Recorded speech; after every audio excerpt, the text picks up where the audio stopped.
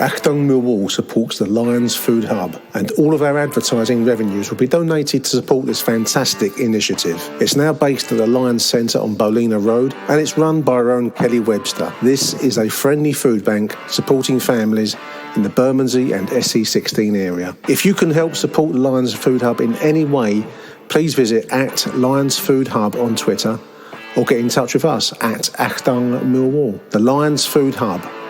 Come on, you Lions.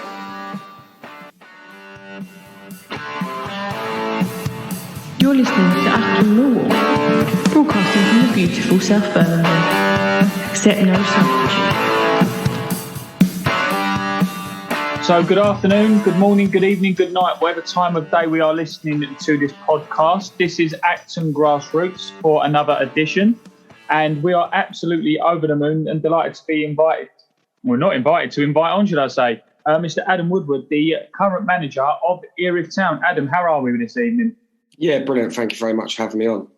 No problem at all. And thank you very much for coming on. It's a real pleasure. And I know we've caught up a couple of times this season already, but I thought it'd be really good to put a bit of a spotlight on Erith Town and the management and the club and how we're going. So let's just start with you. So talking about yourself, how did you get into sort of like playing football at your level that you played at and coaching? How did it all come about for you, mate? Obviously, when I was younger, I was in a youth team at Thamesmead with Keith McMahon, and I progressed through there, played in the first team reserves, and left there and went to. I just went to various clubs: East Grinstead, Lingfield. Played half a season at Sittingbourne, and then ended up playing really with my friends down at Phoenix when I was in the Kent Invicta League. And I knew Steve O'Boy, who was the reserve team manager at Thamesmead when I was in the youth team, and I always got on really well with Steve. So I went and played in the Kent Invicta League, it was called then, with Steve and Tony Beckenham, and we won the league, which was really good that first season. Then the season we went up into the what is now the Skeffel Prem. I got injured pre-season. That sort of never really came back from that, and I petered out really and ended up going down the coaching route. Funnily enough, I did finish playing at Erith Town under Mark Tompkins, and then I gave it up at the end of the season and went into my coaching role at, which I was quite lucky with, which was the reserve team manager's job at Phoenix under Steve O'Boyle. So he got me into the adult side of coaching. I already obviously had a business where I'd done kids coaching, but he gave my first chance in reserve team football. What was the injury, if you don't mind me asking? So I have arthritis in one of my knees, severe tendonitis. But funnily enough, I used to get, when I got injured when I was younger, I'd come back rather quickly, but I tore my hamstring one pre-season. It took me, I think, 3-4 months to get back, and my body just wasn't recovering. Yeah. So, and I was a goalkeeper as well, which kicking was a strong part of my game, and I just lost all power in my legs from that. And to be honest, I just sort of had time out and lost interest, and I wasn't one that was really into my fitness. I was more interested in going out. I don't think, if I look back now, I wish I'd maybe tried a little bit harder. I was never a top goalkeeper. I only ever played Skeffel Prem, which is Step 5, what Erith is in now. I had half a season in the league above. But I never really cared enough personally, that I feel, and that's what I always say to players now. You've got to really care and be thankful that you play football. Yeah. There is that fine balance, though, isn't there? I find that there's caring about the game, as you say, but then it becomes the enjoyment level. And like you were saying there, it seems that towards the end with your injury, perhaps not so much the enjoyment sort of went away exactly, but the sort of injuries and trying to come back from it was a bit sort of demoralising, so that would have had an effect. So I'm just looking on the website and things like that. You were unveiled as the Erith Town manager in, was it May 2017 or something, a few years back? Yeah. So from going from Phoenix Reserves, I was only there a month as manager, and I got promoted as first team coach by Steve after Tony Beckenham left. And we won the league, the Step 5 league that year, and I probably say it was the most enjoyable time in football that I had. And I went from Phoenix, I'd done a season and a season as coach again in the league above, and then left there and went to Glebe as manager in Step 6, and won the league there. Was there for a season, won the league and left, and literally left Glebe, and within 15, 20 minutes my phone rang, and it was someone asking to talk to me from Erith Town. So it shows you was in demand then, but you say that was I wouldn't say that. I wouldn't say that much. I think I was just. I think the timing was quite lucky. Obviously, I won Step 6. Well, we won Step 6 at Glebe and won it quite comfortably as well. We had a very good side, which was a lot of my friends, which always helps. And obviously, I came over to Erith Town. Yeah, and looking at the stats, and obviously the statement came out when you joined. I went through the archive slightly, but he said the season before you joined, the Erith finished just above the relegation zone. I think it was 3-4 points clear of the in about fourth from bottom with 31 points from 38 games. What did you think made Erith the right team for you to join, considering the year before they hadn't had the best of years? Funny enough, it was a new owner came in, Mark Devaney, who's the owner now, and I met him in his offices in the back of his house with what was my assistant then, Timmy Walden, and my coach, Sam Long, who was one of my closest friends. And I sat down, he told me the visions for the club, and he was quite open and honest, which is what I like. The budget wasn't great the first season, but money's not everything to me, and budget's not everything to me. And I just like things done professionally. So we sat down, we spoke, and I said about trying. Erith Town's always been a hard place to go, and I think they sort of got lost a little bit towards the end, and there was grand sharing at certain teams, Cray Valleys, your VCDs, and I spoke to the chairman and said, we need to try and, I want to go somewhere I can build a football club from the bottom up. Yeah. The first thing I asked for was that we move back to the stadium where we are now. So we had to have a season at VCD because we had a year left there. And then I said, I want to return to the stadium. And to be honest, Mark sold it really well to me. And when I took over, we had, I think, 3 footballs. And I gave him a list of what I felt we needed. I needed tracksuits, training kits, balls, bat, all this. And I think literally within 2 weeks of me taking the job, it was delivered, which I knew he'd be a man of his word. And he always has been. Is whenever I need something, if he can't do it, I say I can't do it. But majority of the time, he knows it's what I usually ask him for is usually best for the football club. Just to follow on from that, I've met Mark a number of times. Obviously at the Erith Town, Erith Belvedere game, we do some things with the supporters club. As you're aware, there's discounted breaks, which Mark was a huge part of setting up. And you're right, Mark's a very honest, very down-to-earth guy who put so much work in. And I remember when I went to the Erith Town, Erith Belvedere game, he was actually on the turnstile, wasn't he, collecting like the money and giving out the tickets and things like that. And you think, in all due respect, he's like the chairman of the club, and he's standing there really with that. But I remember he said to me, literally, it was unfortunately just before the pandemic hit, that he's trying to make it like a really community club and that kind of thing. And for those who know the sort of Erith area pretty well, when you get to the church on the corner, there's a huge sign that isn't there that says partnered with the local church, up the doffers, that kind of thing. And you do a lot of soccer schools, not you personally, obviously, but the club do a lot of soccer schools at the weekends. And how do you think Erith are seen in the local area, or Erith Town are seen in the local area compared to the likes of, say, Erith and Belvedere, Welling United, these other non-league clubs, Dartford, BCDs, as you just mentioned? Do you think they could be mentioned in the same kind of breath, or you're aiming to get there? Yeah, so obviously with the community scheme is something that I set up alongside Mark with my coaching company. So we sort of did it together, and that's gone from strength to strength. We had probably 2 years ago now, we'd done an Easter course down at the local school, and we'd done it for free for the local community. We had 130 children there that came along for the day to play football, and we was lucky enough that Bradley Datt came down for the days, came down and met the children as well, which was always good for the children. That's lovely. So, like I said, we're trying our hardest to do as much as we can in the community. It would be ideal, obviously, if we had our own ground, which I know Mark and Steve Holly, Dean Lee, and the committee are trying their hardest to strive to get. And I think that's what, if we was to get that, I really do feel this football club could be one of the biggest in the area regarding the kids teams. We've got 12, 13 teams now. When I joined, we had none. So we're trying to filter our community scheme football into Sunday league so that they turn into teams. I think we've got 3 teams from that this season. Also got a great Wildcat scheme as well for girls only footballers, about 15 to 20 children there. And we've got head of youth football in Lewis Brown, who's doing a fantastic job in recruiting young coaches as well. A couple of the academy lads and who are playing the first team, Harry Lawrence and Tom Ash, they're now coaching within the community scheme and taking kids' sides on a Sunday, which is always good for the children to see some of the first team players playing on a Saturday afternoon, then they're their manager on a Sunday, which is always good. Yeah, exactly. And they'll see that as like journeys that they can go on, can't they?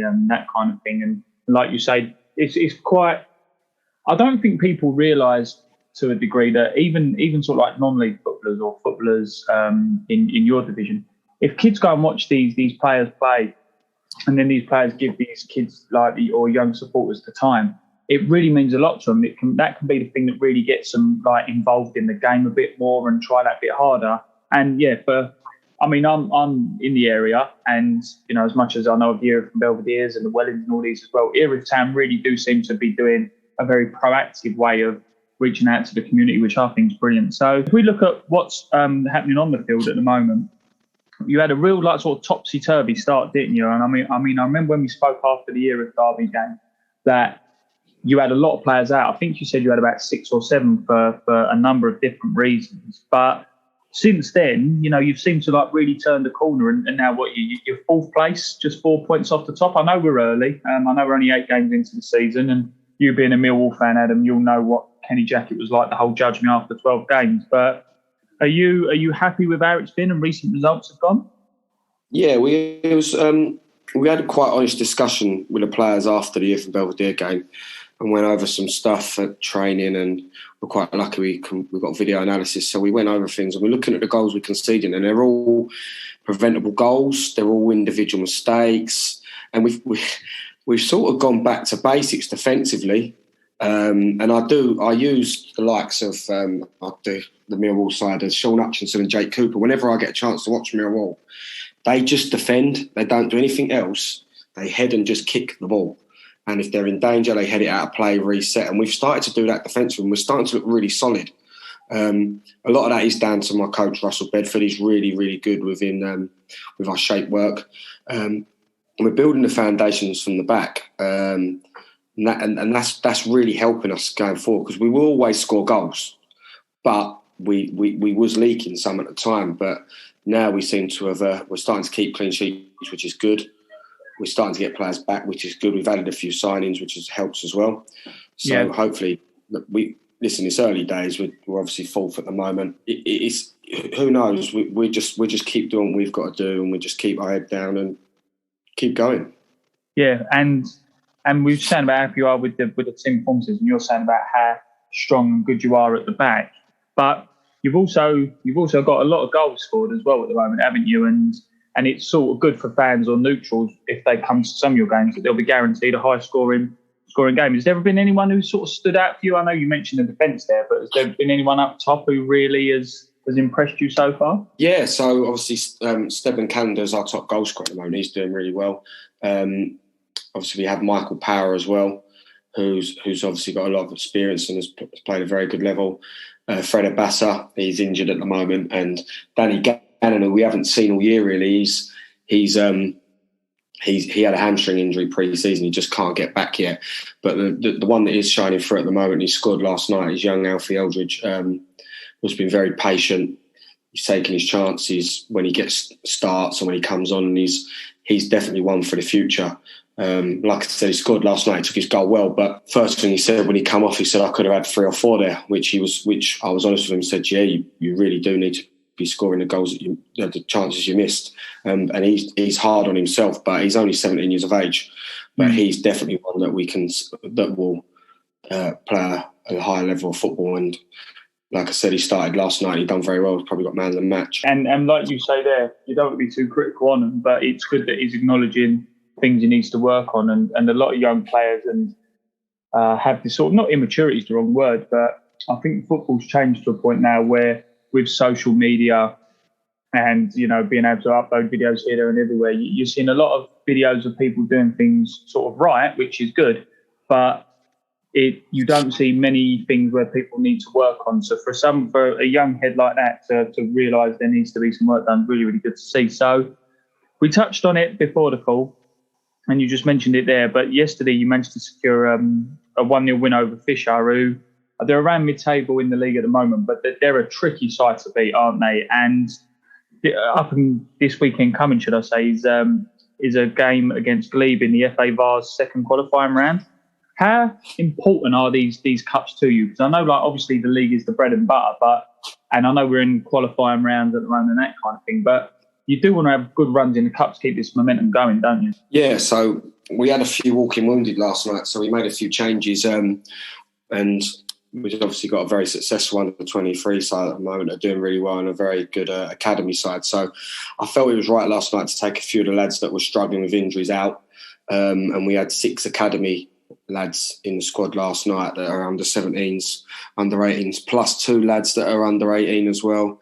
So we had 7 or 8 under 18 players in the squad last night, and we wasn't treating the cup with a disrespect. It was just we had to look to the future, which was Sheppey on Saturday in the FA Vars. And like I said, we got a few carrying knocks, and last night it was a really, really good test for the youngsters, and they stood up firm and they played really, really well. AJ always has strong attacking sides, and I felt that the 1-0 was a really good result, and it could have possibly been a few more on the night. Yeah, because I remember when we spoke to AJ a couple of weeks back on the podcast, he was saying about you know, they've got a lot of players who play some good attacking football, and as I said, Fisher are one of these teams, and where the season's still quite in its early days, they could be in a false position, couldn't they? Where, you know, they probably should be or expect to be higher up the table. So to get a 1-0 there is excellent. And we'll touch on the youth teams, because you did ask when we set up this interview in an email if we could just mention some, because is it next Wednesday you've got Glebe in the FA Youth Cup? Yes. So just touch on like the youth teams and how they're getting on, and are you excited about the future? You said about building a club, and you know, you spoke about the soccer schools in the community, but how do you see this club being in 5 years on the pitch? Are there any good signs in the youth that we can really, you know, build on something and go from here? So we set up an academy last year. It was an educational post-16 programme, and we started off with 20 boys, and this season we've got 45. So we have 2 sides, but we've got an FA Youth Cup game at Glebe. The boys have done really well. The last 2 rounds, they went away to Chatham and beat Chatham after going down to 10 men. And then they went to Maidstone a couple of weeks ago and won there as well, which is really, really good to beat 2 very, very strong established sides in senior football. The pathway for these boys is definitely there. So, like I said, we had 6 lads playing in the squad last night. So we had the likes of Harry Lawrence, Ronnie McLean, Tom Ash, Alfie Eldridge, Jude Jeffrey. They've all played in the first team this year. Young David that plays as well, he's popped up into the first team last night. Jay Baker's played in the first team. So we've got, like I said, 8 or 9 youngsters that really, really are knocking on the door of the first team at 17, 18 years of age. But they just need to be nurtured a little bit. They need to be dipped in and out. They need to be a little bit more consistent. There's no point throwing them in at the deep end and expecting these lads to play 30, 35 games at this level of football, because it's unrealistic. Yeah. Being dropped in and out. And like I say to the boys, they're very, very hungry to play, but they've also got to understand that they're playing against some very good sides, some very good footballers. And it's a big jump from under 18s football on a Sunday morning to playing step 5 football. But like I said, at the moment, they've done really, really well, and they are progressing and will be within the first team with a higher hope within the next 18 months if they keep themselves on the straight and narrow. No, and that's excellent. And like we were saying earlier on with the youth and the community scheme programs you've got and the sort of soccer schools, all that kind of stuff, when they see these players come down, you know, it's obviously good for their morale. But like you say, to have a clear pathway, because a lot of footballers, don't they? There seems to be like a big gulf between like the first team and reserves or under 23s or youths or however you want to call them these days. So there's the whole big net, isn't there, that gets thrown out, and 1 or 2 gets kept in, then the rest get tucked aside. But if you as you mentioned, the pathway there, but they can see that if they keep working hard and they keep following their goals and that kind of thing, they can make it.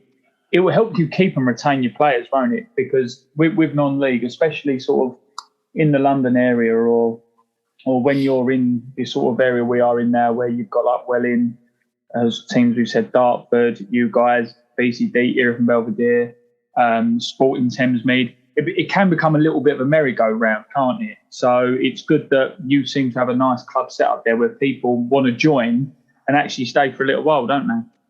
Yeah, so like I said, we've got a very strong under-16 side, a very strong under-18 side, and then we've got our post-16 programme, our under-23s, and then into the first team. So the pathway is clear and is there. And we're at the level now in the Area of Town, within the budgets, we do have to use the youth team lads, so we do have to use these players. And like I said, that I'm not afraid to throw the youngsters in. I feel they hold their own. They're very mature. They try and play the right way. They just obviously lack sometimes a little bit physically. But like I said, in the next 18 months, I would be expecting a lot of them to be in the first team. No, that's brilliant. And next weekend in the league, I know you've got the FA Vars, as we said, coming up and everything that comes with it. But next weekend, you're away to Canterbury City. Away. In the league. So we do our research on this show, Adam. Don't worry, we're not one of these who just sit there like with Excel spreadsheets and try and work out where we know where we're meant to be going. But how are you going to prepare for that one? Because that's a fair old drive down to Canterbury, isn't it? Yes. So obviously we've got Sheppey Saturday, which will be a tough game. It takes our mind a little bit off the league. And then we go to Canterbury next week. We're training Monday and Wednesday, prepare right, like we will. We'll do our research. Obviously, we're quite lucky. We have a scout as well that goes and watches the opposition for us. So he'll be out scouting Canterbury, looking to see where they're playing. I'll get that report back. We'll look at their strengths and their weaknesses. And then next Saturday, we'll make the journey down to Canterbury, which is a tough place to go. They obviously play at Faversham. So that'd be tough, and obviously they've had a bit of a turbulent week with their financial woes and stuff that's come out recently. So it'd be a difficult time to go and play them. No, brilliant, and but all of us on the pod and everyone listening, hopefully they'll be wishing you best. But before we go, I will touch on just one final point. I don't know if listeners obviously heard it when you said about Jake Cooper, should I say, and Sean Hutchinson. You're a Millwall fan, aren't you, Adam?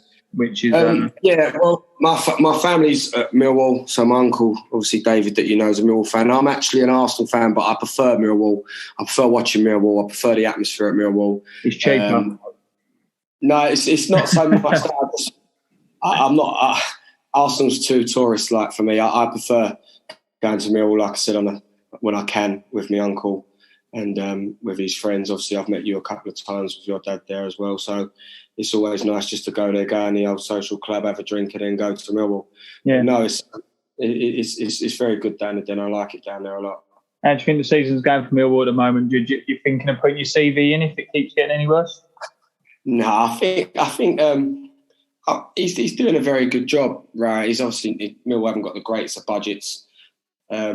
It's difficult when I go watch down there. When Harris was in charge, a lot of people moaned about the style of football, but it was effective and it won games. And I think a lot of football fans now watch what they see on the TV with your Man Cities, with your Liverpools, and they think, oh, we can play total football and things like that. At the end of the day, football's about winning games.